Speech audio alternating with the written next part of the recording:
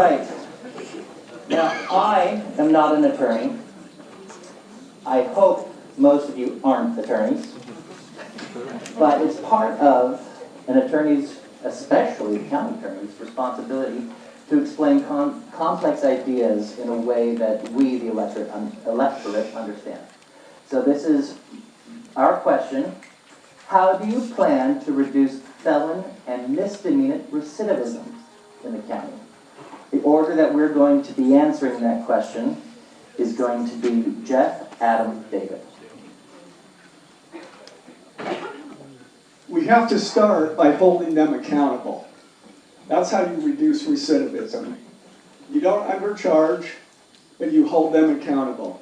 You don't do a pre-filing diversion program where they're never charged, all right, and then hope that they do well. You require accountability, all right? For the drug cases, the users, you get a guilty plea. You get a guilty plea, and then if they can hold the guilty plea in abeyance, all right, ask the court to do that.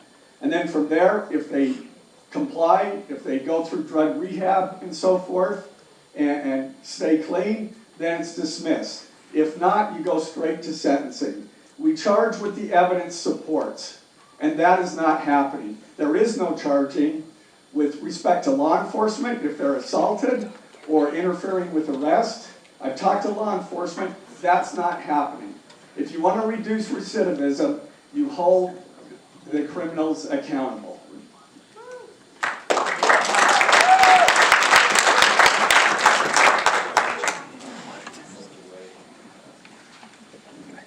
You admit it, you fix it, and you move on with life.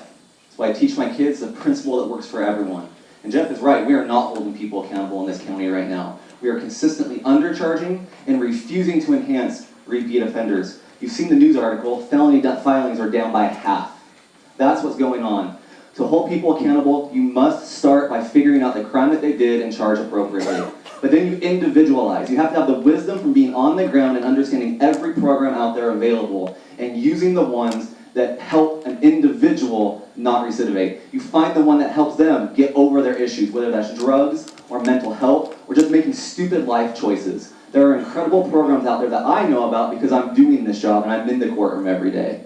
So once you found it and they've either not been amenable to fixing their problem and you have to send them to jail, or they fix their problem, you help both groups re-enter the community and move on with their lives. That will benefit all of us. Thank you.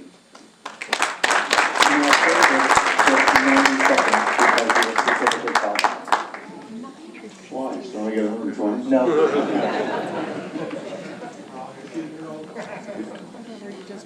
It would be one thing, what they're talking about academically makes sense, right? Everyone should be held accountable. Swift sanctions very quickly. The problem with the system that the bureaucrats have designed is that it takes a year from charging to pleading to get a plea bargain, and then all the hope of a swift sanction is gone. They never learn their lesson, and the courts don't hold them accountable. Roughly 60 to 65% of criminals who violate their probations have no consequences given to them by the judge. So their method is to charge more. Let's give them 10, 15, 20 different criminal charges and nothing ever happens to them, ever. What my plan is a pre-filing diversion program. It gives a swift sentence, a swift sanction on the front end.